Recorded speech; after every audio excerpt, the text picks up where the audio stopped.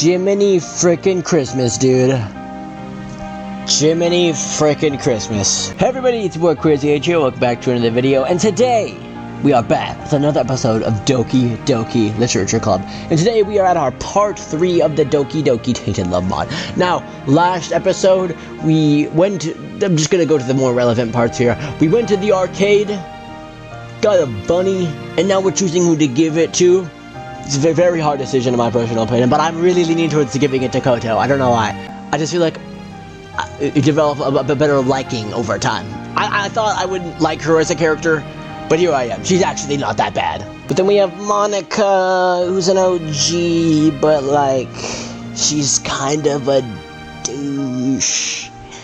Well, not necessarily. I think it's just the way I made her sound when I was reading it. It's just because I felt it was directed that way. If you remember what I'm talking about, I kind of read her in like a mocking tone when she was talking to Koto when the main character left. It's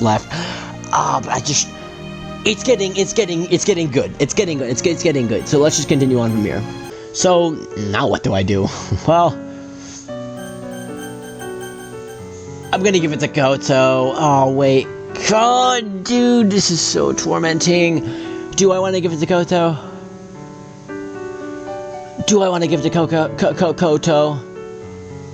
Oh, I'm giving it to Koto. Yep. I was waiting for this moment for the longest time. I wanted you to think of only me. I wanted to be with you forever. What about our happy ending? What have you done to me? Oh, I just realized I was switching to Monica's point of view, and she seemed pissed. I don't know if that was her fourth wall breaking or her talking to herself, directing it towards me. Oh, wait, that's so bad. I thought about it only for a moment. It'd be kind of dumb and selfish to hang on to this for myself. This rabbit holds a special meaning, and even if you proper to give it to someone to show them how much they mean to me. It's a symbolism thing, dude! Oh, this is so not good! As much as I would like to give it to Monica, I feel as though I've been neglecting Koto, who has been there for me, okay, that is true. It makes me feel a little bit better about it. Can't explain it, but being around her again after so long, it just feels right. Maybe this is the way. For me, I couldn't give it to Monica. Please, I want you to have it. Please, take it. Why are you giving this to me? Why are you giving me that look? Well, if it means that much to you, then I'll accept it. Besides, this is the kind of a thing that doesn't happen every day. Just don't get the wrong idea about me or anything, okay? Said our farewells and went off to our separate way. We went off our separate ways after we left the arcade. I can't help but wonder if I made the right choice. This is all really tearing me apart. Me too, dude. This is all really tearing apart at me so much that not even the ridiculous garbage on TV can cheer me up. Bro, me too, man. This stuff is just undeniably very bad. How long we'd been slipped? Oh my god, what species are they? This badly dubbed show would usually get me laughing, but now I can't even focus or force a chuckle despite how hilariously bad it is. Get a notification from my... Don't do it. One from Koto. One from Monica. I swear, if this isn't been coordinating when they text me, it's scary coincidence. Be at the park. Hope to see you again. Hey Bazinga, let's talk again tonight. You know where to find me. It seems like there's two endings to this, unless it all ties into one big ending or whatever with, I don't know. It's reminding me of a Telltale game with very, very important choices. Ooh, who do I want to go see? Oh, dude, I legitimately might do Koto. Oh, screw it, we're doing Koto. There's no going back. Make my way over to a lone figure leaning up against a wall. Koto stands there, her back facing toward me. Not even sure how to approach her, so I simply walk up beside her and take my place on the left side of the wall. Oh, Bazinga, you came. You seem out of it. What's the matter? Huh? I could say the same thing about you right now. Never mind me. What about you? What are you even saying? There's nothing wrong with me. Are you even trying to say there is? No, not at all. At least, I always thought you were a great person and a friend. I'm sorry, maybe I'm just misreading the situation here. There's nothing bothering me, if that's what you're implying. I'm not worried about anything at all. There's no point arguing with you. Ever since we were little, no matter how many times you fought, you always won. I'll drop it and leave you alone if you want to. No, wait, please don't go. I was about to back away from the wall and leave, but she stopped me with a gentle tug on my sleeve. Okay, I've been thinking you're telling this for a while now. Oh, I can't believe I'm about to do this. Give her my full attention, gazing intensely at her, intently at her. I haven't seen her act less vulnerable before. There has to be something on her mind, I know it. Considering how she is, though, I don't want to upset her or make it seem like I'm demanding answers from here. Do you want to know something? Would you like to know why I used to go over to your house? I've kind of figured it's because we were good friends and she enjoyed being around me, but I give her a nut and my eyes breaking away from hers. The truth is, it wasn't just so good idea I had to make. Not that I didn't enjoy that much, but there's any reason I wanted to go. I would go other day. So you could say talking to her was one more of a bonus or a consolation prize. I just wanted to be around you.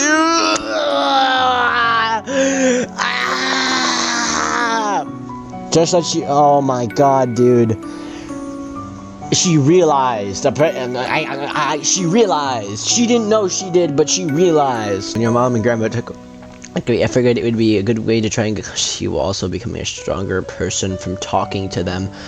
But then you had to leave and it just hurt me inside. That's when I told you that I would be back again soon and not to be sad. I know you weren't lying to me, but it was so hard because I miss you so much. Her voice seems to be breaking, her hands are visibly trembling. You came back, and I was happy to see you again. I was hoping you to stay for a lot longer, but we could spend more time together and everything. But you even brought Sorry with you because you wanted us to all be really great friends. But then you both had to leave, and it was lonely again. That's when your grandma told me I could visit her anytime I wanted to. So I did. Just didn't feel the same though because you weren't there. Sometimes we finished baking and I asked her where you were just for her to remind me where you weren't there. I had no idea she felt this way. Why is she telling me all of this now? Could this be why she's gotten more hostile than me over the years? Well, on the surface it might seem as though she's a bit mean to me, but I know her better than that. She isn't a mean person at all, although I have always wondered why she started acting a little more harsh around me. Condescending, even with some of the comments she makes about me or the silly arguments we have. Are you surprised? It's as though she could see right through me and might read my thoughts. So I didn't know well, now you do. Eventually you started comparing her less and less after your grandma passed away, and I lost someone I could trust in to go whenever I needed help. I lost my only link to you. It's like you forgot about me. Sometimes I'd text you and I wouldn't hear back from you. Maybe you've forgotten all about me and didn't need me anymore. That's not true. I'm truly sorry. I've just been an idiot. That definitely hasn't changed. You have every right to be angry at me. I deserve it. Every mean comment or insult you make me, I deserve all of it. It's no wonder you're so angry at me. All this time I was hurting you, I didn't even realize it. I guess I really am a horrible person, like you said, huh? Wait, that's not— If I'm being honest, there were a few times you did slip my mind, but mostly because of how difficult school was getting and how difficult things got for a while from my mom and me. It's my mom and I, actually. I missed you as well, and I'd wonder the things that would be like if we lived closer together. Maybe we all could have gone to the same school together and we could have spent more time together. You know, you would have graduated a year before me, but we still could have had a lot of time to make memories together. Koto remained silent, because you could appreciate your sides. I wasn't considering about your feelings, and it was wrong of me to treat you like that. You even visit here that much because I had someone I could talk to and relate to on the same level. I finally remember the time we spent in the arcades and how you beat me at every other game we put together. I couldn't really do that around Sarah when she wasn't the best at the arcade games. I can't believe I forgot about that. I feel awful. God, I've hurt this poor girl so badly. This whole time she was feeling this way, I didn't even know. I'd often write her off as condescending attitude towards me as her just being moody, that I didn't realize there was more to it than that. I start to feel tears pooling from my eyes. I quickly turn away from her, hoping that she doesn't see me. Surprised when I feel It's good, but I know Monica's gonna do something bad. She's either going to flip out, scream at us, and then just dip, or pull a Sayori. She comes softly to herself. I feel tears falling on my shoulders, her tears. No, dude! I just realized there's no way she would have done that to herself. I feel like Koto would have just moved on with her life, but I know Monica might literally spiral down into that same Sayori hole. Oh no. Bazinga.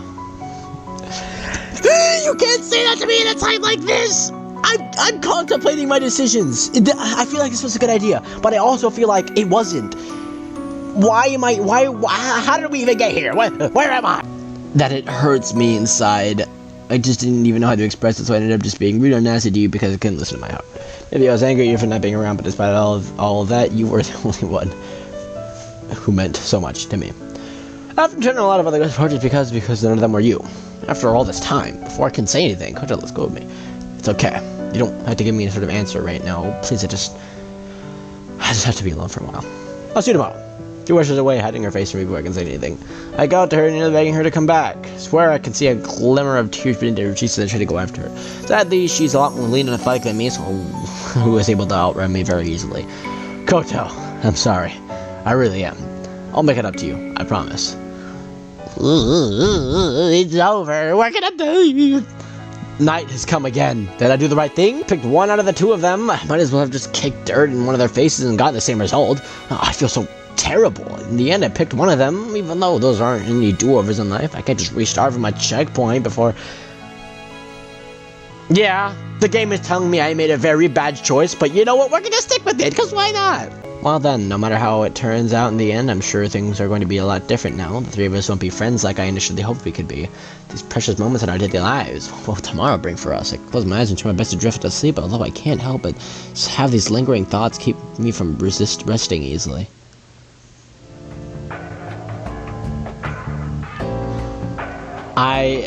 I love Bazinga. From the moment we first met, I felt a deep connection. I can't help but feel as though time and distance could tear us apart, especially now that we've graduated to high school and will most likely go off to do our own things in life. I don't want him taken away from me. There's no one else out there who makes me feel... Oh, no, dude. I think I'm right.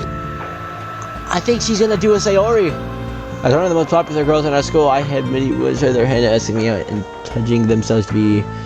I didn't want any of them. It was nothing but empty promises and shallow words that had no meaning. We met briefly when we were little, but I was too shy to approach. Felt like destiny when Sari would bring him to the literature club, as if we were bounded by fate to be together even after all the time we spent apart. It's fate that we were meant to be together. I can't have anyone ruin that for me. I won't let that happen. I will not be denied. When we meet, it's as though if there was a light in my world for the first time in years. Felt like there was someone who understood me and respected me for more than any of those lousy pretenders who only wanted to be with me because my popularity is gone now. What a relief. My academics didn't help much either. I had to be a straight A student. I had to be a model student. I wanted everyone to be happy with me. I didn't want people to hate me or think less of me. It was as though I lived in a constant state of fear, but with him, all of that went away, and I felt like I was safe. I won't stand for anyone taking him away from me. I don't want to fall into a despair ever again. Is it bad for me to think like this? In the end, Bazinga gave the bunny to Koto. Here I hoped the message of love could finally reach out to him, but instead, he didn't even look my way when he gave it to her. I'm going to lose him and I don't know what to do. I'm Bear Grylls. No, Bear Grylls, not right now, dude! I know that she and I are technically love rivals for his affection, but I don't really hate her. I wouldn't want to betray her. Do I? No, I can't think like this. What is that? You idiot. Huh? Who said that? How about you be honest with yourself for once in your life? You've been trying to keep everyone else happy.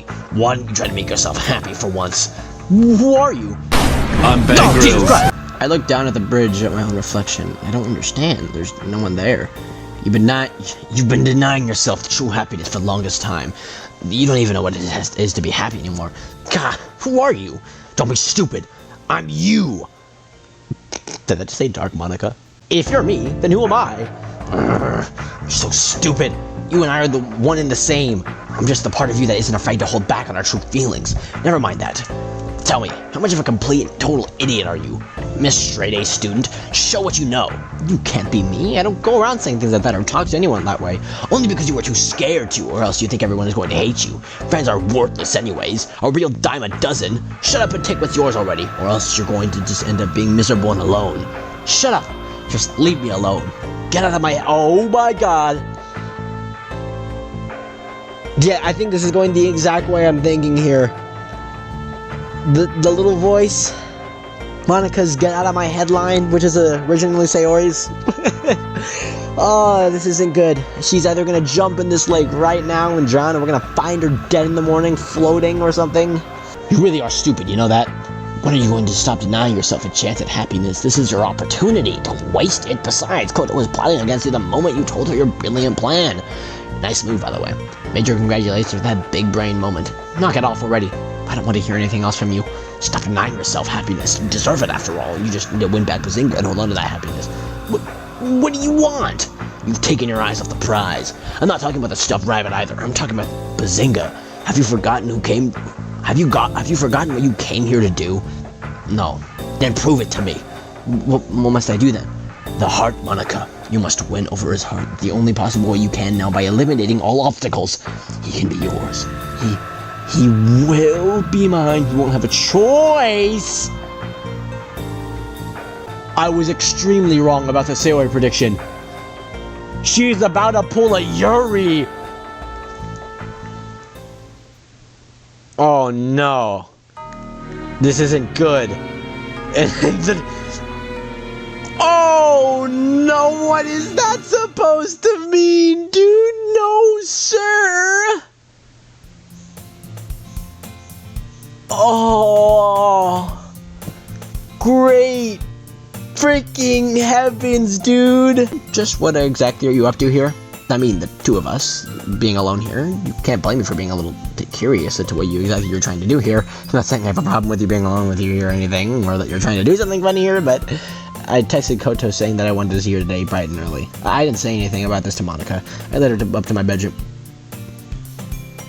Bazinga! What are you doing? Timing and the mood just felt right. After realizing that, after all this time I missed her so much, I had to speak to her about it. It was when I gave her the stuffed rabbit that it finally hit me that after all this time I buried so long ago, that doing everything I could to forget. I would tell myself that there was no way she would ever like someone like me. She was a little bit older than I was, and I wanted to shoot for like I was annoying or immature. She could have easily gone after anyone she wanted to with her charms and natural beauty. Why would she waste it all on me? It's now or never. Let's put this to rest once and for all. Once we reach the bedroom, I motion for her to step inside. She looks at me, understandably confused, as I haven't said a single word to her since she arrived. Okay, you've got me up here. What is it you wanted? I'm not gonna lie, but I'm feeling concerned for you right now. You haven't said anything to me at all outside of our text conversation this morning. Talk to me. What's wrong?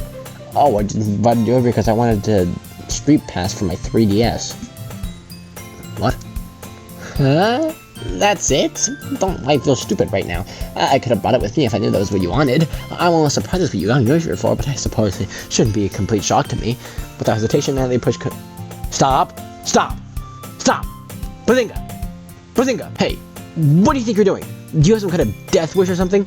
I don't know what came over me just now. I just felt something come over me. It's the right thing to do, but she looked at me so confused. Feels though I could have done something with her. Like her person starts to. What do you mean? Bazinga! Oh, okay, I think we're just gonna speak. Good. Last night back with your kid, I realized something. I've missed you just a lot. Even more than that. I initially thought that Monica was the one I wanted to be with, but after being around with you again, having all these heavy memories come back to me, I realized that it's you I want to be with. Me? I was afraid of this. Shamefully, I turned away from her and nod. I don't think I wanted to see your expression on her face on what I'm about to tell her. Ever since we were little, I knew I liked being around you. It's like, I don't know, something just felt different, and I couldn't understand why. I felt so confused and afraid. So much so that I tried to forget about all those happier times we had. What was wrong with me? I've never been hurt you or become such a terrible person you. I just couldn't admit to myself that I was falling for one of my best friends, and it scared me. I didn't say a single word as I started talking. I decided to continue trying to explain myself to her as best as I can. Maybe I am a horrible person like you said to me before. This felt like there was no way you would ever feel the same. Considering I was a younger, mature guy, and felt as though you could have done a lot better than me. Why would you even waste your time when you could easily find someone better, someone more mature and reliable than some stupid jerk like me? And at the moment, we've secured the bag! My bad. And she pulls me towards her on the... sitting me down in front of her. That's not true at all. You're not a stupid jerk, Bazinga. Maybe I was angry at you for being being away from me for so long, but, well, I think I finally just know how you feel about me. Everything makes sense now. What do you mean? You were always the one who always the boy who meant the most to me, even with everyone living here. As I got older, I had a fair share of guys on themselves at me, trying to get my attention, a date with me, but none of those guys were you. I didn't want to be with any of them. Not to be with you. I just didn't know what. I didn't know what to make of the feelings either. I don't know if it's because I was still angry or just angry at myself, but all those mean things I've said to you. I don't think you're some kind of pervert or idiot. I think you're just such a great guy who's there for me. Seriously hurts me inside. I tried to face her. She has tears in her eyes. And don't think I haven't thought about you being younger than me or anything. I didn't want to make things awkward between us either, aside from the fact that you and I were best friends. We'll continue, and Mom used to tell me she was worried about me and the kind of woman I would end up with. She told me once she figured a woman who just a little older than me might be the right fit for me, someone who's mature and a level ahead, someone like you. She really said that? Yeah. At first I thought she was crazy, but I started to realize that maybe she was onto something. I feel safe when I'm around with you. I can trust you and be myself. Aside from some of the main comments from before, I feel like you never judged me for who I was. I'm sorry. I'm so sorry. I don't know what came over me, why I said those things to you. Now that I know you don't actually hate me, it's okay. I understand now. We were both just confused. Bazinga, what are we gonna do now? What our hearts have been telling us for the longest time. I want to be with you and only you. I truly mean that. And I feel the same, Bazinga. I don't want anyone else. It's you. It's always been you, even after all this time. We look into each other's eyes, or my eyes pushing right into mine. Before I know it, our faces are... Oh no! Don't do it! Don't do it! No! What?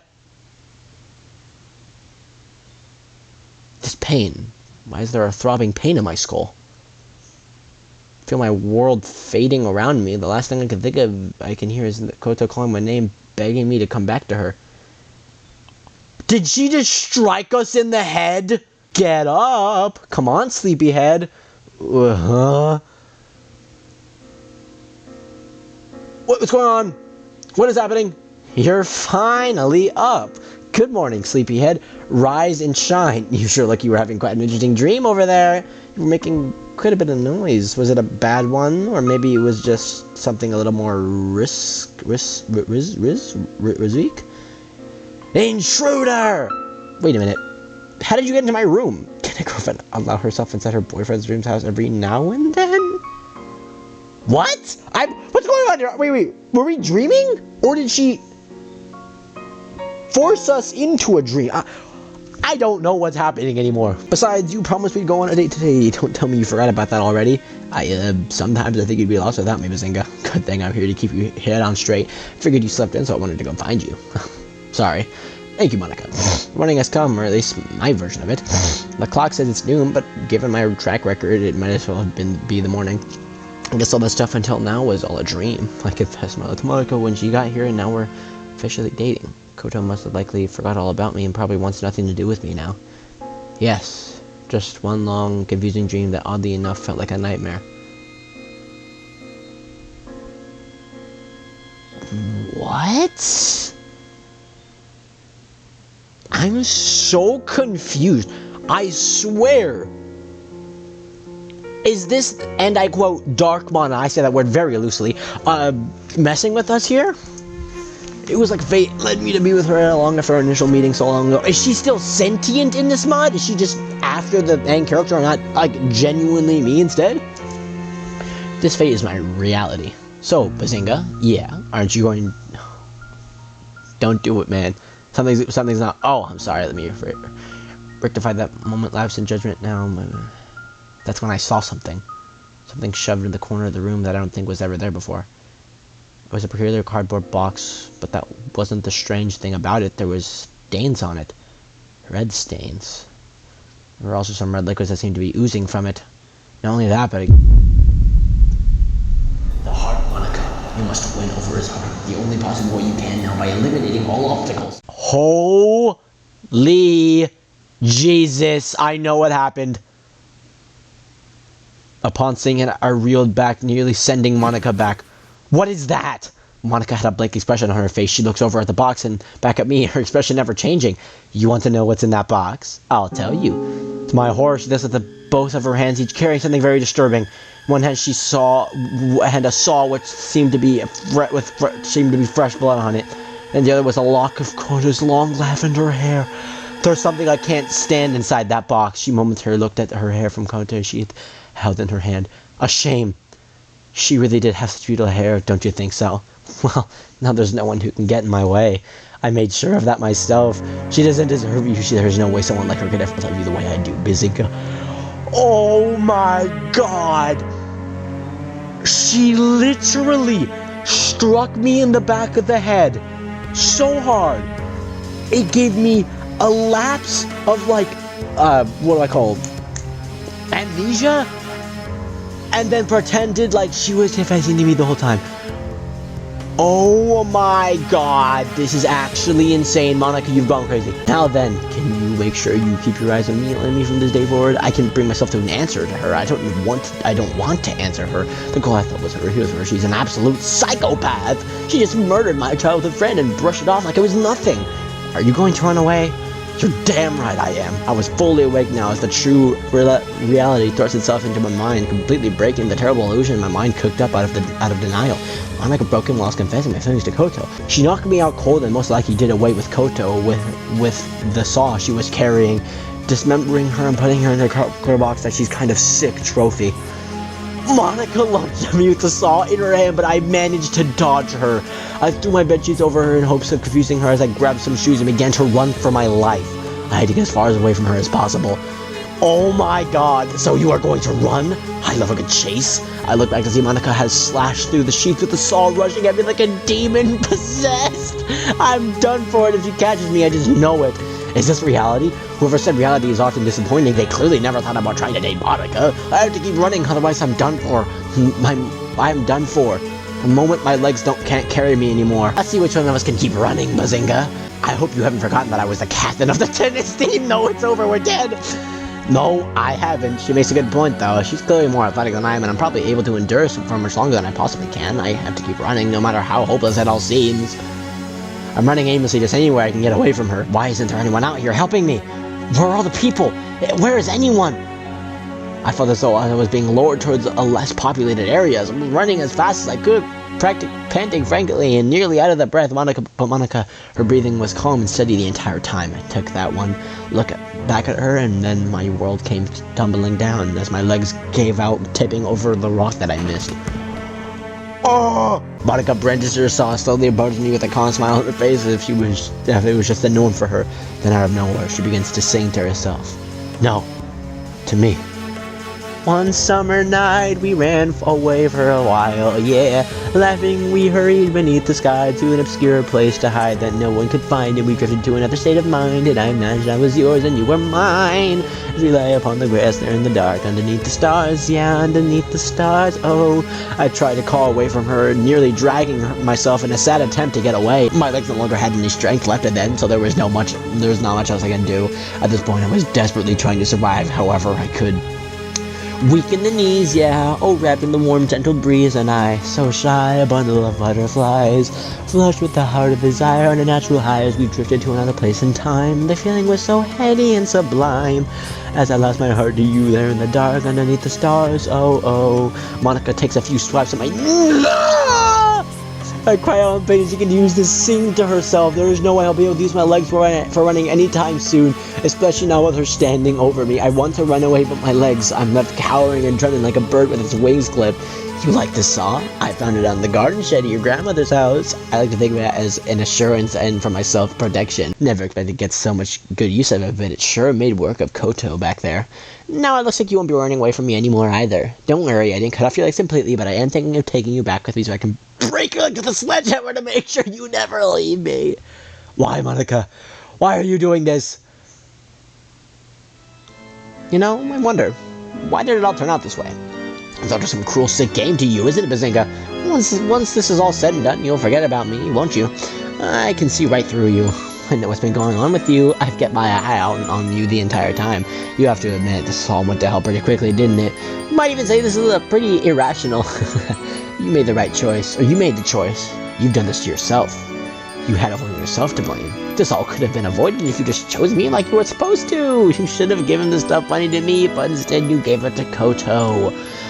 Why don't we go ahead and just start over again? Maybe you'll hopefully make the right choice next time. You know what I'm getting at? This world is nothing but a game to you, so you can leave and enter it as much as possible, taking any different roles with different possibilities.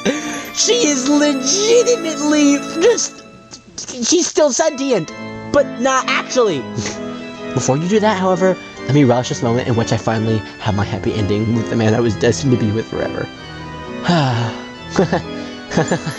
Now shut up and bleed.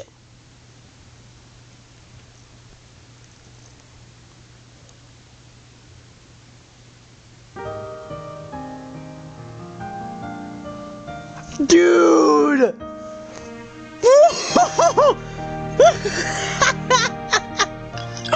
No way! So this game has multiple endings, confirmed. Yeah, multiple endings. Holy crap! What in God's green earth? Dude! No, you don't understand. That's so freaking... Dude, okay. What? I'm in shambles. I literally can't. I'm in shambles. We just got murdered. I thought she was gonna get depressed and kill herself, but no, she went ahead and pulled a switcheroo and killed us and Goto. That is so fricked up. Alright, I want to see what happens here if we go to the park and meet with Monica. Make my way over to the bridge and they're standing alone under the moonlight as Monica. I don't know what to say, so I remain silent. Oh, Bazinga, you're here. I'm so glad you can make it. I was almost afraid you were asleep already since it's so late. It is pretty late, I have to admit. Any reason you're out here so late yourself? It's been really fun, Bazinga. Isn't that great? We've been able to have so much fun like this every day so far. Yeah, definitely. These guys are absolutely treasures to behold. You must be one happy guy, Bazinga. Is there anything wrong with that? No, not at all. After all, life is made up of good days and bad days, and it's like the song I used to listen to when I was younger. The good and the bad times, you've been through them all. You make me rise when I fall. I think I've heard that song somewhere, but I can't totally remember right now. Was that what she was just singing? Oh my god. Even if you try to live a life where you don't try to intentionally hurt anyone or let anyone hurt you, well, it's rare to have times when you end up with long periods where every day is a happy one. No matter how tolerant or open-minded we might be, it's difficult to be friends with every person out there. Not to mention, at some point you have to accept that you can't please everyone. I hope you're still not thinking about having to be perfect all the time. No, thankfully those days are over for me. I can be more at peace now and not worry about my grades look like or what people think about me. After all, there was anything this past year that taught me, it's that there are people who simply don't like me or want to be friends with me. You know it's true though, Bazinga. It doesn't just go for me either. I think it can happen for anyone in the grand scheme of things. Well, I guess you're right. I used to go through life I used to go through life wanting to try and be nice and friendly to everyone, only for it to blow up in my face at the time. I was hesitant to join any clubs for that specific reason. Well, I'm glad you decided to join my club anyways, Bazinga, despite your reservations about it. There's a moment of silence as I nervously fidget with my hands as I rest against the railing of the bridge. I snap back to reality as Monica lets out a deep sigh. I almost don't want to go back home. I could stay here with you and Koto forever in this lovely town. You know I'd love that, but we both know that can't happen. Besides, we can't just abandon our loved ones back home, right? Sure, it would be crushed for one thing if neither of us came back. Yeah, especially you. Without warning, Monica suddenly wraps me in a tight embrace. I can feel my face getting warm as I try to maintain my composure. Eventually, I get the courage to move again and put my arms around her, gently rubbing her back. Hey, Bazinga. Can we stay like this? Please, hold on to me like this. Don't let go of me. Not yet. I'm at a loss for words, but I can't deny her request of seeing her like this. If you just hold on to her to try and make the sadness go away. I hope we never have to be apart from each other so long. Monica lets out a soft gasp and breaks away from me. Was that going too far? No, I'm sorry. I'm really sorry. I have to go now. I'll see you tomorrow, Bazinga! Before I can say anything, Monica runs away, seemingly trying to hide her face from me. Monica, wish I could do something to help you. Is it possible that maybe you feel... What? From the moment we first met, I was the deep connection. I can't but feel as though using a guitar like it go off and things. I don't want to take it away from me. Wait, we've already seen this. Yeah, I can skip it too. So, it's the same thinging mabob here, and then she kills us. Alright, yeah. Alright, I was right. The bear is the symbolism. You can't just... That's not the actual fate there. It just changes the story up a little bit. So I'm assuming here, if I give it to Monica... If she wasn't there, he would have given it to me. If she wasn't here, he would have given it to me. If she wasn't here, he would have given it to me. If she wasn't here, he would have given it to me.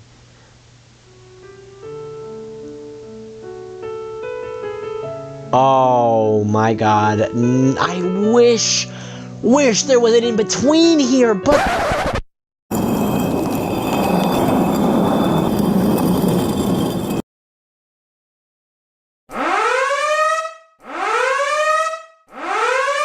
I guarantee you there is no in-between! Bazinga? You're really giving this to me? Yeah, really. Oh, Bazinga, I'm so happy. Thank you so much. I will treasure this money forever. Especially considering it's my special gift from you. We said our pharaohs went off, yada yada yada. Who do I go see? Okay, so this is where this comes in. So what if we go to the park with Koto? Okay, I think this is that same thing. The first we met, I can't even tell my phone. Okay, yep. Oh no. I love Bazinga too. Does that mean anything? Although I didn't ask for it, I had my chance, yet I missed it, and now Monica has him wrapped around her finger. Bazinga doesn't come by to visit me as much as he used to. I miss him. I miss him so much it hurts. I'm in agony. It's like I was forced to watch him disappear as he spoke to me less and less. Soon enough, he stopped coming for me by for the longest time. We became distant from each other. I know people say that it's perfect and normal and it's common to grow apart, but I didn't want that to happen to us. It was as though I was forced to watch the happy days we spent together deteriorate and rot away before my very eyes as if they meant nothing. I converted those memories. I wanted to remain close to him. He's the only boy who ever meant anything to me after all. I can't bear to lose him. I'm lonely. I want to talk to him again. I want to see that bright look on his face when he smiles one more time. I became desperate. I'd often go to see his grandmother, hoping that he might be there, only to be met with disappointment. She could tell something was wrong, and I confided her with my dark secrets. How I yearned to see her grandson again and talk to him like we would during our summer days. How I would have given anything to see his face again. She did all this to console me. Worried about me once, I told her how lonely I was and miserable I felt. She was always happy to have me around and to be there for me, and I was more than glad to be around her too. One day, however, when I went to visit her, there was no one there. I knocked on the door. I rang the doorbell. There was no answer. It wasn't until one of the neighbors caught me and told me what happened. It was then that I felt the world crumble beneath my feet. No, I was really alone. My parents didn't understand me at all. Sometimes I don't think they even cared. Dang, this is so much deeper than Monika's story. Which is why I think I initially started leaning towards Koto in the first place. I'm still leaning towards her. I'm just doing the Monika stuff for the other endings. They only told me how death is a natural part of life as well as going apart from someone. I hated that answer. I only wanted to be with him. Why couldn't that happen? Why did Monika come here to claim him as her own in front of me and rub salt in the wounds of my broken heart? She didn't even want me to steal him away from her. She doesn't want me to steal him away from her. That seems like something she would say. I just remember what she said to me back at the bookstore. The malicious intent that laced her words still... Yup. I knew I was right to read it in a mocking tone. What perfect timing, too. Just when I could finally see him again, she makes herself known to me and warned me away from him. If it wasn't for her, none of this would have happened. If it wasn't for her, he would have given the toy to me. Curse you, curse you, curse you, curse you. Yep, and then it's just gonna go on, isn't it? Damn it all, damn it all, damn it all, damn it all, damn it all, damn it all. Yeah, she's having a mental breakdown. I hate you, I hate you, I hate you, I hate you, I hate you, I hate you, I hate you, I hate you, I hate you.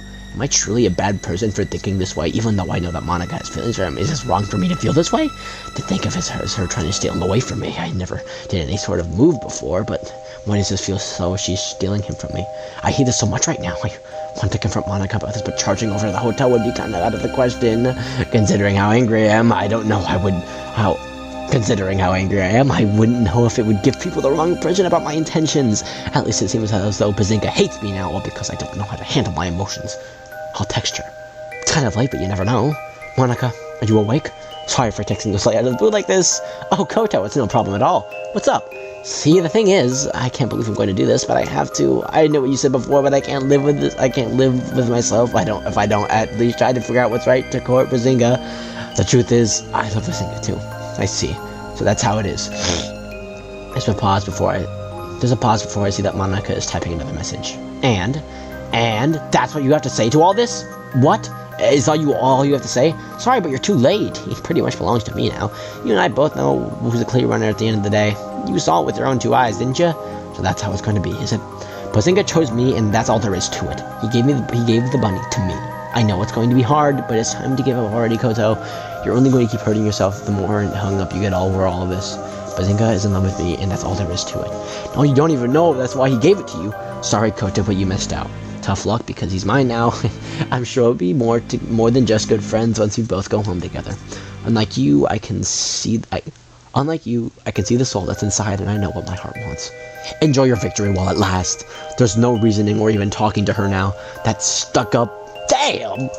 She planned this from the beginning all along. No one makes a fool out of me and gets away with it. Mark my words, but I will see to it that it's his heart that belongs to me. No, she's the crazy one! Dude. She's driven into insanity because of it. All her emotions bundled up into her literally going insane. Monica, slow down already. Monica texted me this morning telling me that she wanted to come over and visit me, just the two of us. I didn't say anything about the Koto since Monica specifically said just the two of us, so sadly she's going to have to throw this one out. Considering how I've had Monica for a long time, there's no way I could just turn her down. My heart was practically doing cartwheels on my chest when I saw that she wanted to see me so bright and early. This is almost like an unbelievable story with the school outcasts everyone. She's like a human garbage and over the heart of the most popular girl in school. I can't even believe this is happening. And now she's grabbed the wrist and is leading me upstairs. Oh no. Wait, what are you? You certainly are curious today, aren't you? Yeah, I asked a single question. Monica pulls me against the window, still giving me quite an interesting look. I'm at lost for words as my eyes are locked in with Monica's mesmerizing emerald eyes. The kind of eyes that are hypnotic. Oh! Custom CGs? Yo, this is dope! What's going on over here? Please tell me that's just falling down. What are you waiting for? Monica, come on, you know I don't bite. I'm pretty sure you don't, but that's not Bazinga. You're not feeling comfortable around me, are you? No, not at all. I'm sorry, it's just, this is all happening so fast, I don't even know what to say. Never in my wildest dreams, never in my wildest dreams did I ever think that you and I would be together here like this, like just the two of us. I know what you mean. I can't believe it myself. Maybe it's because I'm so excited I got carried away just a little bit. Even though my heart is beating so fast, I just wanted to be by your side. I know it wasn't forever. Monica, the day we first met at the park, I was too shy to talk to you, and then, well, when you noticed me, I just rose up and ran away. How silly was I back then? Oh, she's crying. Hold up, dude. These custom CDs are legitimately so freaking good. Lo and behold, we could finally meet again in high school, and fate would have us meet again when Sarah brought you to my literature club.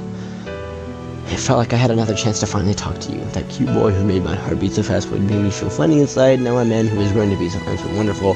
Monica, I don't know what to say other than I admire you from afar, so as long as of the other guys in our school, I figured I would never have a chance with you because you were so out of my league, like this angel too good to be true. You were this kind, lovely, beautiful girl who I never thought would never notice me, but that you did. I was shocked when I realized we met before that and you actually remembered me after all these years. I just never thought of myself even as remotely interesting as a person. I never thought you would look at me that way, even when I joined the club. To you here in my room telling me all these things, for you to listen to my true feelings, it feels like a dream. A dream that's just too good to be true, a dream that I hope I never wake up from. Well, face it, you hit the jackpot. While I kiss my hand and I can't but enjoy the warmth she gives. My fingers wrapped around hers, holding onto her tightly. I never want to let her go. I never want to lose her. It's time to go home. Monica, I'm of course a Monica if it's magnetically drawn to her.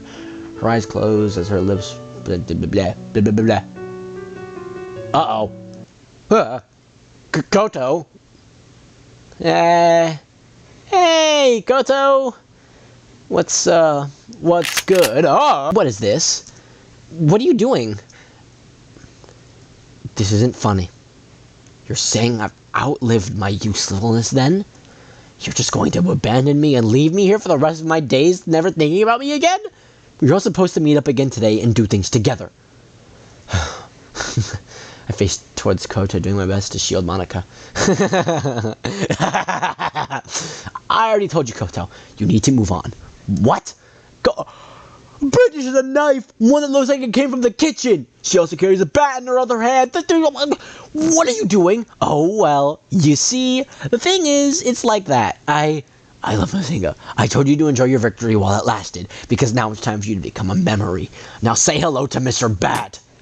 Before I can't even register what's going on. Koto lunges at me, delivering a home run swing against my skull, sending me my world into darkness. All I can remember is hearing Monica screaming my name in horror, and then terrified pleas she made to Koto to stop, only for her voice to be abruptly cut off. She slit her throat, didn't she? Oh my god. Can you hear me? Come on, get up, sleepyhead. Uh-huh. Oh no, dude, it's the same thing here. Jeez, you're finally up. I have to say you certainly took your sweet time waking up. Well, whatever. Good morning. You were making quite a fuss while you were sleeping. Were you having a scary dream or something? Or perhaps a very shameless one? I bet it was some kind of dirty dream. I can read you like a book. Intruder! Wait, what? I like how the beginning of the mod is referencing the end. What are you doing in my room? Were you seriously just sitting there watching me sleeping? How many times do we have to go through this go through this, Koto. Don't tell me you forgot already. I texted you and everything. You promised you and I would go out and do something fun today. I did? You're telling me you forgot all about that then? I can't believe it. I can't believe you. You really are a terrible lover boy sometimes. Lover boy? Yeah. Of all the things to figure out, you could forget a promise you made to your girlfriend. The morning has come, or at least my version of it. The clock says noon, but it's given my track record. It might as well be the morning. I've woken up just like any other day, except that I'm here. Guess all that. I almost feel like a nightmare if anything. And Monica never came by to visit me. I never told her anything about feelings I had for her. Maybe it's because she never loved me back the way I hoped she would. Even so, I still have Koto in my life. It's just me and her, like it always spent when I was visiting. She's truly a special woman, and I'm glad to have her in my life, especially considering she's mostly patient with me and my shenanigans. Deep down, I know she means well, despite her harsh tongue and snappy comments I made at my ex-wife. She's more wise and more mature than both of us, and I'm grateful to have her looking out for me. It's helped us sit around dreams, and then like Monaco, one day fall in love with me, returning my feelings, which at this point, I bet are just some silly little crush. I'm dating Koto. It's probably fate that has led us to be together despite all this time we've lost. This is my reality. Bazinga? Are you seriously okay? You were spacing out and you don't look well. Oh gracious, maybe it was being too hard on you before. If you're not feeling well, then there's no wonder you might have forgotten. We'll see if I have any medicine in the house and I can get you a nice hot towel for your forehead. She places her forehead against mine. You do seem a bit warm. Because you whacked me in the head with a bat! I know that I should be warm with other feelings and not so hard on you. I promise I'll do better to be a good girlfriend for you. Koto, wait. Having you here looking out for me. You're already a wonderful one. If anything, you're already prepared to be a great housewife. Her cheeks short at that comment. What are you even saying anymore? I think this is lasting so much longer than the Monica sequence. Stop saying such embarrassing things. Although, I'll be more than happy to take you up on the offer once you've gone steady for a little while. Now it's my turn to feel embarrassed. My sister in Christ! You did not just say those words to my face! She giggles to herself and she steps out of the room. This is the Koto I know. She has a similar esoteric steps to humor. She's also so kind and loving, almost like a mother would be. Maybe it's because she's always had this aura of maturity about her, and the fact that she's always looked out for me since we were little. She loves me and I love her. That's all there is to it. I lay back into my bed, doing my best to relax myself and finding a comfortable position. When I'm better, I'm going to make sure I treat Koto to someplace nice. She deserves it. Part of me feels I don't deserve to someone like her, so I better treat her the best I can. So lay back, I catch a something in my closet. What is that? My eyes focus and I almost wanted to scream out in terror. Is that an arm? Why is there an arm in my closet? No. Wait, it's not just any arm. I look over to their hand dangling from the closet. The hand is holding a white ribbon. Wait a minute. What's going on here? I tried to sit up, feeling a sudden rush of trauma to my head. Oh, yep. There's the after effect of the bat. I throw off and covers to reveal that my legs I've got off guard when Koto finally returns with some medicine. She looks at me blankly. Monica's dead. Are you still thinking about Monica after all this time? Wouldn't you prefer to have a kind, loving woman like me in your life as your girlfriend? I can't bring myself to answer her. I don't want to answer her. This girl I thought was head over heels for she's an absolute psychopath. She murdered my high school crush so casually, and now she's acting like there's nothing wrong. Even more questionable is the fact that she shackled me to my bed. If you've forgotten that my father's the chief of police, I have some easy access to all this stuff, you know. Oh no, dude. That makes things so bad for her. There's no way I'm letting you get away from me. Not now. Not ever again. This time you're staying here with me. Forever. I was fully awake now, so the true reality thrust itself into my mind, completely breaking the terrible illusion my mind kept up out of denial.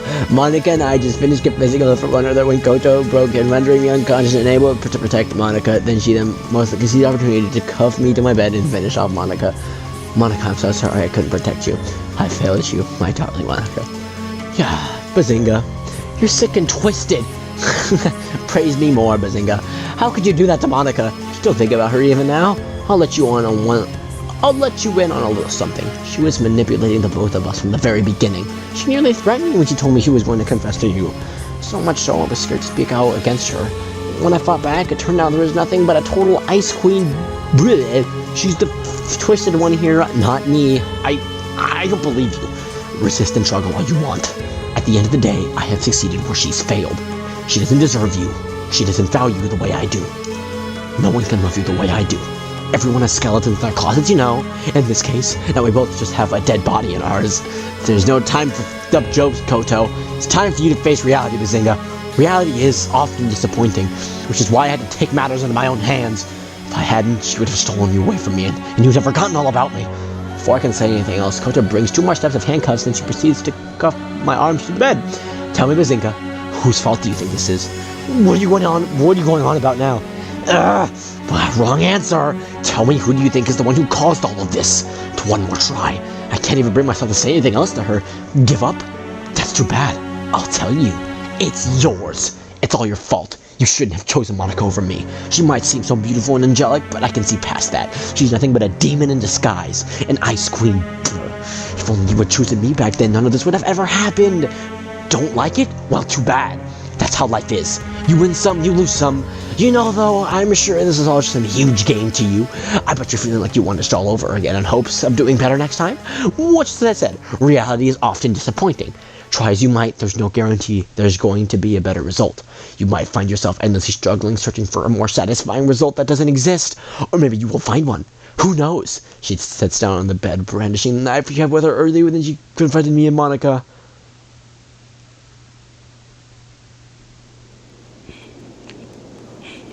You know, though, isn't it kind of sad?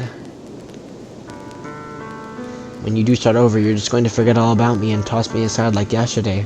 It's trash. Doesn't that make you feel even a little remorseful? Or do you just not care because none of this matters to you in the long run? You get a bad ending, so you just start over again to get a better one, isn't that right? That way you don't have to live with your actions. As long as you can just do it over and wipe this slate clean. Before you do that, though, I'd like to spend some time with you and make sure that I become more than a memory to you. I'll make sure that you remember me. Don't forget about me, Bazinga. If that even is your real name, don't forget that I existed in this small world. Don't forget about the hopes, dreams, and feelings I had for the future. Most importantly, don't forget that you and I were together like this, even if it was for a short time. Even if you go down a different route, don't forget about me. I'll always love you, Bazinga. I'll always love you so much that it hurts me inside. She places the knife right beside my neck. She places it dangerously close to my skin. I don't know. Remember that now. Now, good night.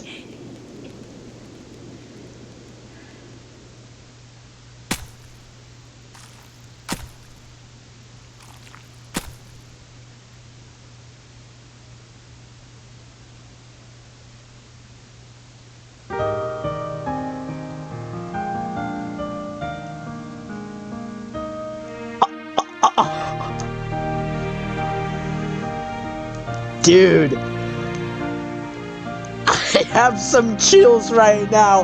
I have some chills.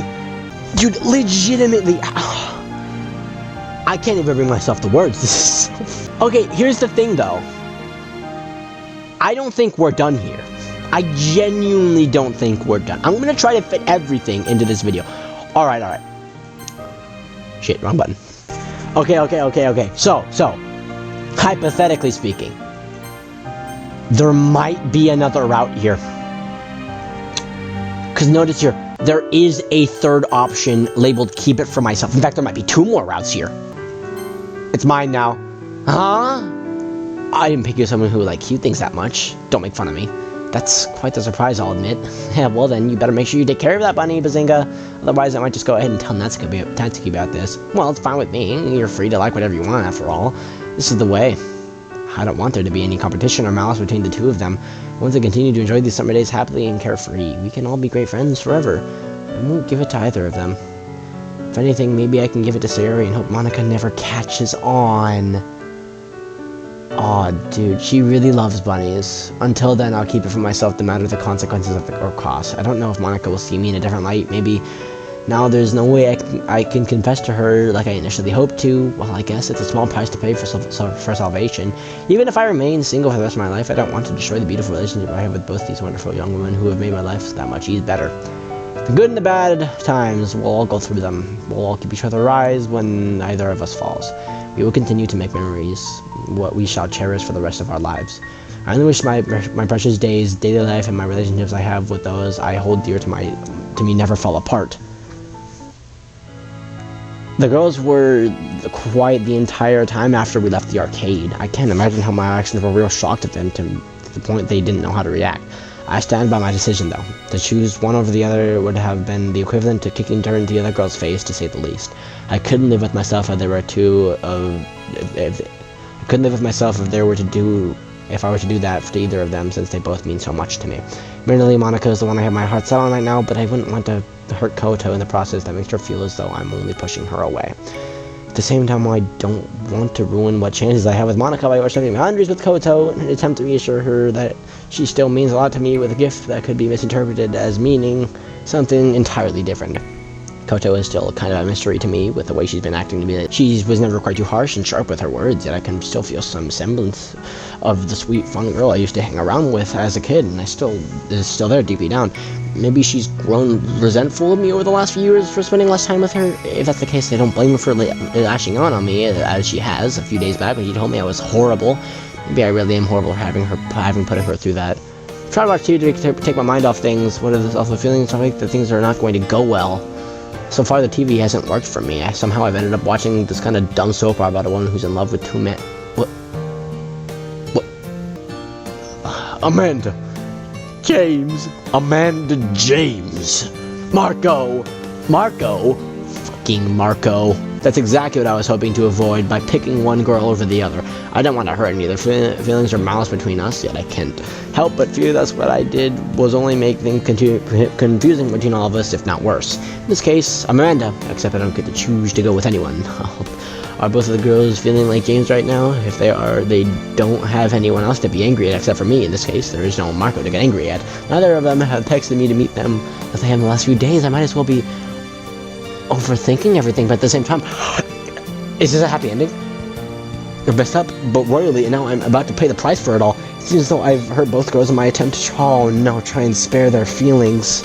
In their eyes, I didn't like anyone. Well, I guess for right now, worrying about it won't do me any good, since neither of them want to see me right now. Perhaps it's best that I just give them some space and hope that things calm down. I can try to explain myself better.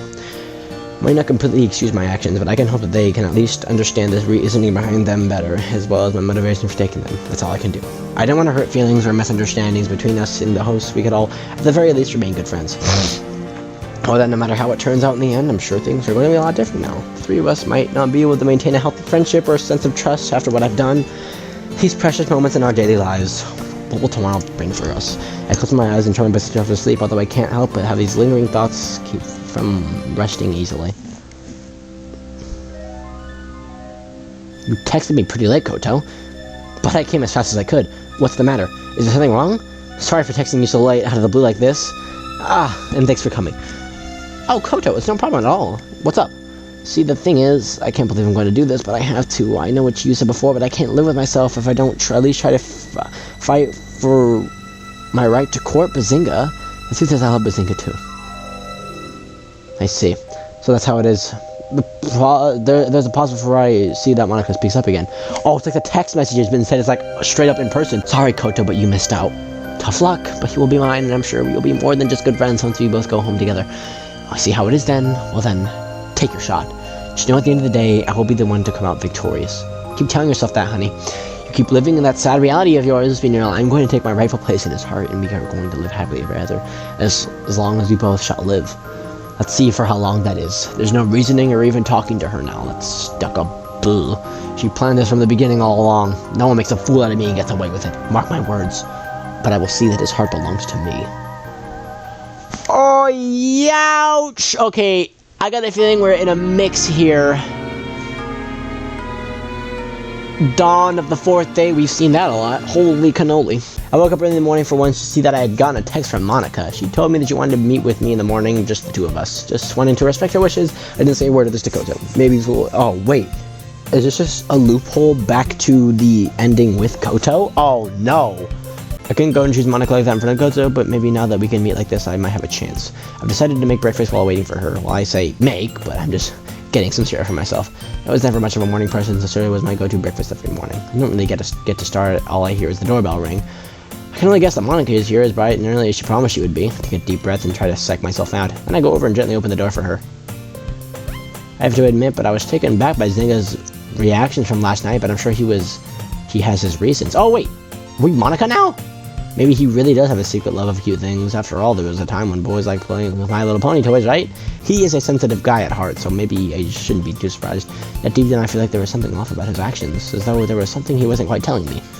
I'm sure I'm just overthinking everything, but this is my chance to get to the bottom of it all. I texted him to set up a time to meet with me in hopes of doing just that. Kota hopefully won't be here to throw things off. It has to be just between the two of us. After all, he's the one I want to be with, and I don't want to be there to be anything between us. Bazinga opens the door gently for me, and can you stop with the gently? My relief, Koto is nowhere in sight. Excellent. I smile warmly at him and delighted to see him up so early and step inside the house when he directs me to the kitchen. It's a pleasant surprise to see you up and about so early, Bazinga. I hope I didn't force you to ride to bed or anything. Not at all. I actually ended up going to the bed kind of early, so I kind of worked out in the end. Getting that text from you so early was just a pleasant surprise to start off my day. I'm glad to hear that. Anyway, I just wanted to talk to you a bit about last night. I had a feeling you wanted to. I guess that was kind of bizarre, wasn't it? Well, no, I mean, it was like Koto said. You're free to like whatever you like. After all, there wasn't that moment where these guys who watched and collected My Little Pony. Yes, but let's not talk about that here. Oh, sorry. You get what I'm trying to say, right? Absolutely. Although that's really the only part of the truth here. I'm not entirely sure how to explain things or where to start now about it. Well, take your time. After all, I want to make sure we're open and honest with each other, and we have a mutual understanding. That's what I want. So I'm going to make sure I tell you everything as best as I can. I'm ready to say that we both want the same thing. Maybe this is might be my chance to openly confess to him about how I truly feel about him. I might get to finally know how he feels about me as well. Well, I just have to say this for the longest. I've had to say this a long time, but I admire you from afar so long. So many of the guys high school did. I figured I never would have a chance with you because you were so out of my league, and like this angel, too good to be true. You were this kind, lovely, beautiful girl who I never thought would ever notice me than you did. I knew it. I knew his fate that brought us together after all these years. There was no way it wouldn't have been for nothing. Bazinga, I just never thought of myself as even remotely interesting as a person. I never thought you'd look my way even when I joined the literature club. You might say it was a fool's dream to even think that you'd want to be friends with me, let alone have feelings for me. Well then, Bazinga, prepared to have fool's dream become a reality. That day we first met at the park, I was too shy to talk to you, yeah. How silly was I back then? Lo and behold, now a man who is going to be handsome. Monica. So then, his eyes are full of tears right now, so are mine. We are both visibly trembling from our confession to one another. I give him a nod. That's right, Bazinga. I want to be with you and only you from now on. I was hoping that you were just as enchanted with me as I was with you. Now I see that you and me were truly meant to be. My heart is beating so fast. Oh no, dude. What if Koto comes in, like, sneaks in and sees this and gets depressed or something? Because, like, remember, this is like an in-between point now. There is no leaning. This is a very much an in-between point. Monica got to me first, and I'm sure the same thing would happen if Koto got to me first. But what if this drives the other one to kill themselves? But there was no option to have Koto come over, so... interesting? I guess we'll see how this goes. Before I can say anything further, Bazinga throws his arms around me and I immediately appreciate his actions. This moment is just pure bliss. I don't want anything to ruin this beautiful moment I've longed for. Can't help but give a content sigh as I feel his warm embrace. Were you just too embarrassed to say anything back at the arcade? Is that how you kept the money for yourself? You could say that. We pull away from each other as he does his best to gather his thoughts. You mean so much to me. Words can't describe how much I've wanted to express my love for you. At the same time, though, what's this? What are you saying? Koto is still special to me as well as one of my dearest childhood friends. I couldn't just choose one of you over the other and then send the wrong message. Lately I felt as though I've hurt her by being away from her so long. So I wonder myself if that's maybe why she's been acting so harsh to me lately. I feel myself losing my composure for some reason. What is he even saying right now? As he continues talking, I find myself hovering over to a corner of the kitchen where some large carving knives are set. I just want to make sure that she's not hurting inside or anything, and I don't do anything to ruin what we've had, at least not ruin it more than I already have. Did she get to him before I could? Did she confess to him before I did? No, that can't be it. Why would he open the confession to me like this so suddenly? Unless... Do you love Koto as well, Bazinga? His expression turns one of an absolute shock. He pauses for a moment, looking off to the side. I don't know. The tears hit. I reach back and my hand grazes one of the handles of the knives on display. I feel my thoughts slipping as my fingers wrap around the closest knife to me. Okay, this music is giving me... Yep, she's about to pull Yuri. I think she's literally about to stab herself. Maybe I do feel something for her, but I don't know what to do. I love you, Monica, but then I've had enough of this. Shut up, shut up, shut up, shut up, shut up. Screaming, I rush him with the knife and...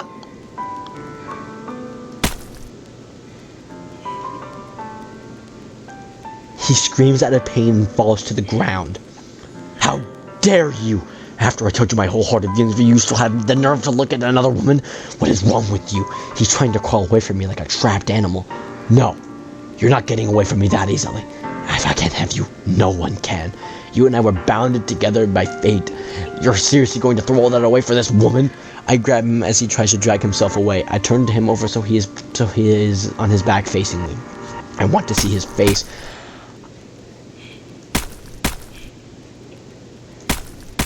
Oh.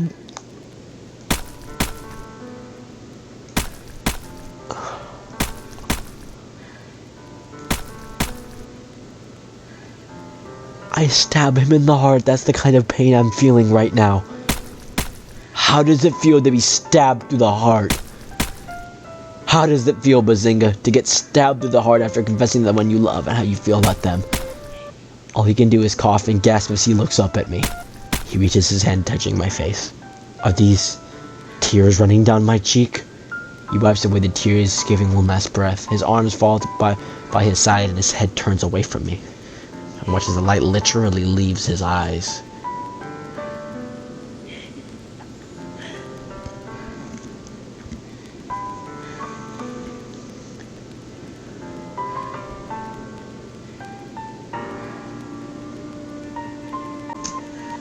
What? What have I done? No! Clutching the knife in my hand, I run out of the house. I can't bear to look at his sad face anymore. Even to the end, he was still worried about my happiness. What have I done? I just killed an elephant animal for slaughter. There's no way it just ends like that? Oh. I texted Bazinga this morning to see if we were going to do anything today. He hasn't answered me at all. It's afternoon now, not even he would be asleep for this long. The door was open to his house when I passed by. That already sent me into a state of shock and concern. My worst fears were realized when I saw Bazinga on the floor not moving and drown in a pool of his blood. His own blood, I presumed. I walked closer to him, kneeling down to get a closer look to his face. His eyes are so lifeless now, and his face feels so cold, I brush away from him of the hair from his eyes. I brush away from the hair of his eyes. His eyes, once so full of life in the morgue, now they just make me feel empty and miserable inside. Someone has taken my best friend away from me. I get up and start looking around the house for any sort of evidence. I open the closet to find a picnic basket we used from yesterday. I can't even close it properly as I try to get away from this cruel reminder of the good times we had. We were supposed to make more happy memories together. His life, who could ever bring the life of one such as Bazinga to such a tragic end? I then noticed a block of knives on the kitchen. One of them appeared to be missing. I looked in the sink, the dishes he had for cleaning. I didn't see any knives. I looked over at his body to compose her expression. I said he was stabbed multiple times in the torso. Someone went as far as to mutilate his torso with one of his own kitchen knives. I spot the phone on the counter. His phone on the counter. I know this would be considered an invasion of privacy, but I have to know. I won't rush until I figure out who could have done this. There's my messages from earlier, and this message from Monica. I wanted to come by and visit you. Just the two of us. I had a few things on my mind that I wanted to discuss with you. If possible, and bright as early as possible. I think. I know she was everything if I said her love to him, but to think she would go this far? He probably told her something he didn't want to hear. That's when she snapped. That's why she lashed out at him and out of a hot blurry and murdered him in cold blood. I take his phone in hand, holding it tightly. I kneel back down again, looking at the horrible sight in front of me once more. I place a gentle kiss on Bazinga's arm before I get up again. I head outside to the backyard. I ran out there as fast. Now we've switched perspectives from me to Monica to Kocho, but now we're back to Monica, dude. I ran out of there as fast as I could. I kept the knife as I used to conceal as best I could. But that was a bit useless considering my dress covered in Bazinga's blood. Fortunately, the park seems to be empty today. If anyone finds out what I've done, there's no telling what could happen. This knife could be immediately traced back to me, so I can't just leave it there. I'm jolted when I feel my phone vibrate. Who could it be right now? I'm tempted to ignore, but until I see what it is. It's a text message from Bazinga. Meet me at the station. Come alone. I'll be waiting. Impossible. I saw him die. Could he have really survived? Why does he want to see me? After all, I'm the one that nearly murdered him. I've been the last person he wants to see right now. Maybe. Could he have forgiven me? No matter the case, it's best I go and see him.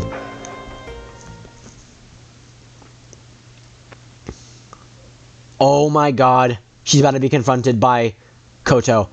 I wandered into the station. It's empty. It's kind of dark as well. It's gotten pretty late after all, so it would make some sense. I spot a lone figure standing at the platform. That's not Bazinga. You just couldn't live with your own failure, could you? Look where that brought you. Right back to me. Koto, what are you doing here? I just wanted to spend time with the two of my beloved friends, that's all. Is that so much to ask for? What are you talking about? There's no one else here. That's where you're wrong. Bazinga is here too. Where? I don't see him. He's just over there at that bench. She points over the bench at the corner. I still don't see anyone there. The only thing I can see is the picnic basket we used for our picnics from before. I already feel tears welling in my eyes as I remember how much fun we had that day. How much fun I had with him before. Go on. He's been dying to talk to you. She's clearly lost her mind. She's more than likely aware of what happened to him as if she has the pic. She's more than likely aware of what happened to him as if she has the picnic basket. She had to have seen him. Maybe that's why she's acting like this. Just the sight of him was enough to completely shatter her mind. I decide to humor her as I walk up to the basket. I open the basket and immediately regret looking inside. Oh, I look away in sheer horror, disgust, and throw up. Is it his... I hear footsteps, her footsteps. I won't let you get away with this, Monica. I know what you've done. It's clear that he didn't love you wholeheartedly after all. You just couldn't handle rejection, could you? What does it matter to you, though? It's clearly your world, your reality. We're all just living in it, right? You psychopath. You're a murderer. I think that's far worse. It's your fault this happened anyway. My fault, you say? Why do you figure that? If it weren't for you being here, he would have loved me. So I was right, he didn't love you. He loved me instead. No, he said he loved both of us. It doesn't matter. At the end of the day, you couldn't handle playing second fiddle to anyone else if it meant having to share him. Whether or not he fully or partially loved me, that the fact remains that went off the deep end and decided to cut his life short. Are you aware of the magnitude of the consequences that await you, Monica? Aside from the fact that Shiora is going to be absolutely heartbroken knowing Bazinga won't be coming home, you are going to suffer dearly. In short, your life is now over and moot. Only if someone finds out. Oh, isn't that a challenge I'm seeing? I brandish the knife, the weapon I used to murder the man I love out of rage and jealousy. Did you really just pull a knife on me, Monica? I bet you were hoping to end this quick and easy. I should warn you, though, I don't go down easily without a fight. I'm frozen in place as I watched Koto pull out a saw that was right next to the picnic basket. She points it right at me. I refuse to lose. As former president of the debate club, I refuse to lose as well. Then let's see what you've got. I lunge at her in a manner similar to how I did with Bazinga. I try to plunge the knife into her stomach as quickly as possible to end this, but to my horror, she sidesteps my attempt as swiftly that my eyes can't keep up with her. You should have gone for the head. Are you serious? I figured she was going... Oh my god, the switch up. I figured she was going to try to do something like that. I'd like to think ahead. From the stories Bazinga told me about how she's very quick and athletic from being on the tennis team, I figured she would try to use her speed to her advantage. As for me, however, I'm not so much of a pushover in terms of speed myself. I have kept myself in shape. I don't need to rely on speed so much as I do in making the right calculated moves, coupled with enough of a reaction time. You should have gone... Bro, I can't... She left herself wide open. She barely had time to know what was happening. I was lucky to have stumbled upon this gardening shed at the house. I thought about grabbing one of the other knives, but considering the largest one seemed to be missing, I figured I would need something of a better caliber. In one swift motion, I make a clean slash at Monica's neck, ending her once and for all. She stumbled and collapsed almost immediately. I step over her body and take one last look at her before kicking her over the edge of the platform. Pathetic. I walk over to the picnic basket to get Bazinga so we can leave this dreadful place. Now before I take one last look to make sure Monica was not getting back up. She wasn't. She landed on the tracks as well. Perfect. I spot something in the corner of my eye to make sure It's the knife she dropped. I kicked it over the edge rail. I have landed right beside her leg. Come on now, Bazinga. Let's go back home. I'll make sure I take good care of you.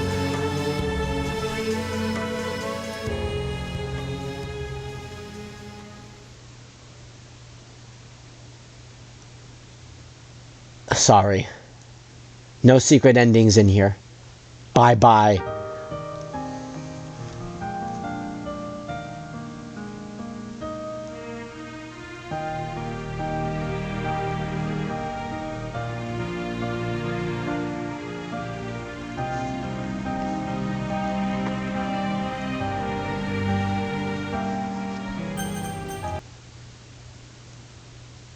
My disappointment is immeasurable, and my day is ruined.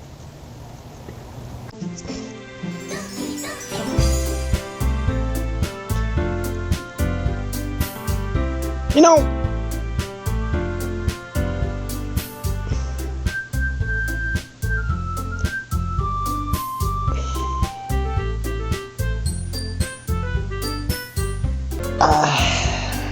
I genuinely don't know what to say. That was absolutely insane.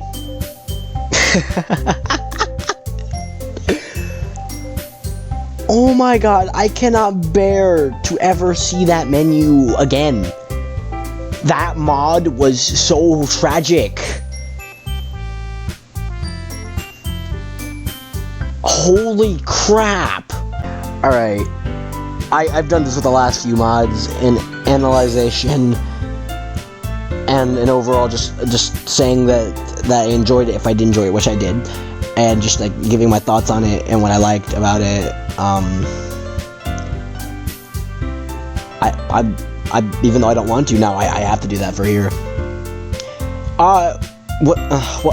God, dude, damn!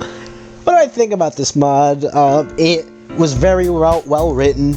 Monica actually felt like Monica before she went all freaking, you know, like, I am the honored one, yada yada, I'm monitor kernel access, you know me, yada yada yada.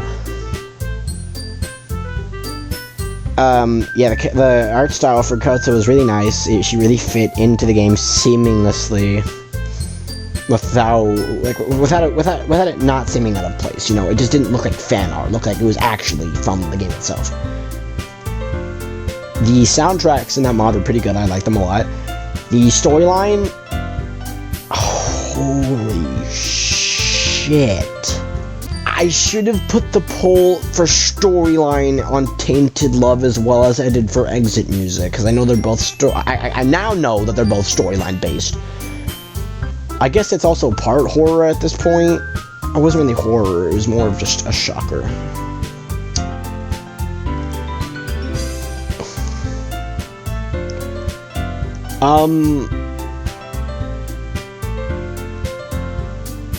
I literally can't form a simple sentence after what I just played. Christ, that was a great mod. That's all I can say. I